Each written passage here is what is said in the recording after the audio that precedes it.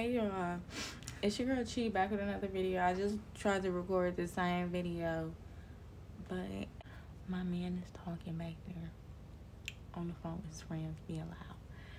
So I had to re-record it because I'll just say now, don't mind my background if y'all do hear anything, but I hope y'all don't now. But anyways, let's get into the title of this video, which is how to be, I'm gonna say, more than wanted.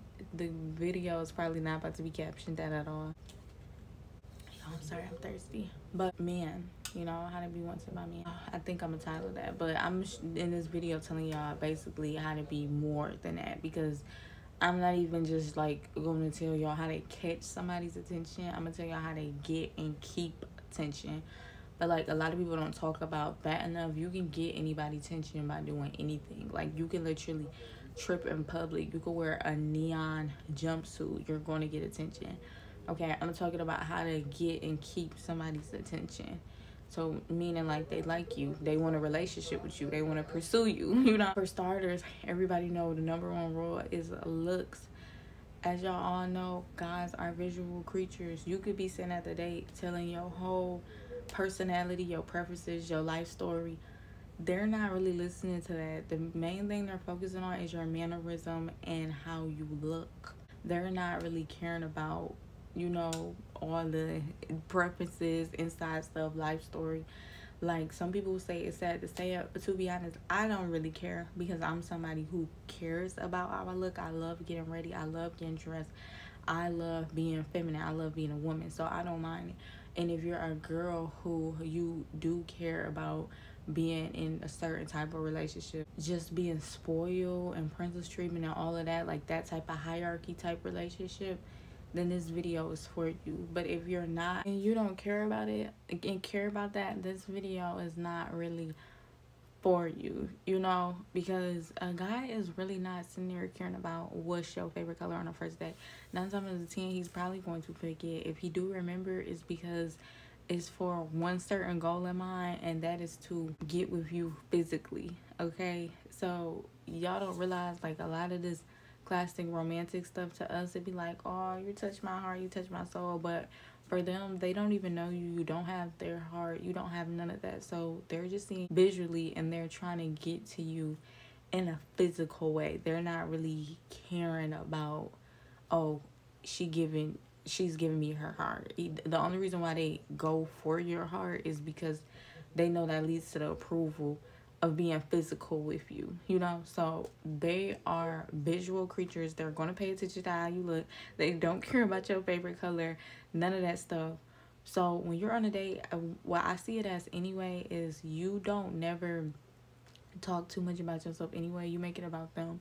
It's an interview for them, because they're not listening to you anyway, unless you're giving them answers to when you woo you over later. Like, say for example, you might tell them your first color, and then the next day they come with a whole bunch of candies that color. Or you tell them your favorite place to go, they might take you to that exact place, or say that's their favorites too, you know. So that stuff don't really matter unless they're using it for their advantage. So the conversation doesn't matter. It matters how you show up, how you look, how you carry yourself as a woman.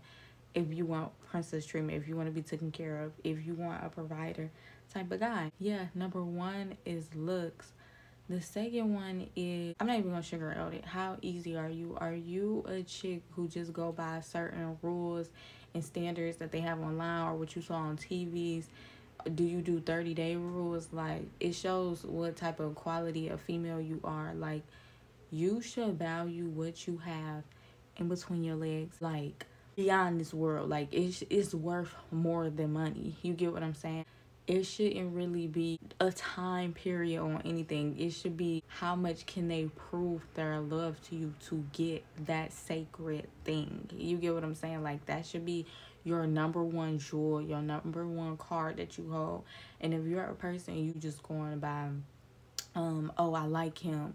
If that's you liking somebody's was making you give them something, you're not smart. You need to be that item, that thing, that object. It takes a lot for them to get. If you're not that, you're not nothing to conquer. You're not nothing that matters. You're not nothing valuable, okay? Do you want to be expensive luxury store, or do you want to be Dollar Tree? That's what you need to think about. And if you want a high quality man that's willing to spoil you, how do you think you get those spoils? You can't give away the prize, the most expensive item into the store until that person come back with lots of money that they worked hard for, right? So think of that in real life. You can't give that precious item you have, which is your body, your temple, until that person comes back with gifts, dates, spoil you. Like, that's how you get that treatment. You know, you hold out on that, and you don't do it as a way, as a tease. You do it because you value yourself and you want that to be known. And it don't matter how many times they tempt you or ask for it, they don't really want it. And it's a test. Every time they do it, it's a test. And I want you guys to understand that, because that's how you become more than wanted. That's how you get respected. And being respected is way more important than being wanted. Because if you're wanted, that's like that thing where they say, for flowers, a flower, if you water it and take care of it, you actually love it. But if you just pluck it because you want it that one time, it's like you don't value it, you know? And you don't want them to see you as that. You want to be treated as a flower. You want to be watered. You want them to treat you like very gentle. You don't want to be plucked, used one time, then die off. Like you don't matter and they ask them where they on to the next thing to pluck, to use, you know? So you need to hold yourself with value, and that's how you make others hold you with value. And it don't matter how many times they ask for that item, you never give it for free. I don't care if I go to the freaking Chanel store, they're not about to give me a Chanel bag if I ask them 1,000 times every day. I didn't think they're going to call the security on me. That's not how I get a Chanel bag. I'm sorry for using this as an example. It was kind of ratchet, but if I want a Chanel bag, I have to go out, work, and go get it, or have a man work and go out and get it. But I have to do that to get a Chanel bag. I can't stand out there and beg for it every day. Like, it's not going to be given. And that's how you need to treat yourself. But clearly way worth more than a Chanel bag. Like how I said, that's how you need to treat yourself. You need to value what you have, value yourself, okay? So you need your looks, and you need the respect you have for yourself, the respect you have for your body, okay? That's like so important. Like those two things alone are so important. The last thing is, you have to stop being a follower. You have to stop being like other people, because you will become just another person in literally anybody here. Like, even if you meet a new friend, like if you're doing everything the next person is doing, nobody can distinguish you in their mind. And we all were born to do our own thing, be our own persons. So we're all born to be our own things and be our own person. So if you're doing what the next person doing, you're not authentic, you know? And like, I know one thing about myself, like ever since I was younger, I've never tried to be nobody else. I never tried to do what nobody else do. So if I come out different or something to somebody, that's better than being seen as everybody else anyways. You get what I'm saying? Because you become regular, you become the norm. You don't be one of those people who get your personality from Instagram, because everybody gets their personality from Instagram, TikTok, or what they coworkers doing, or who they meet when they out in public, like the natural way of society. Be your own person, okay?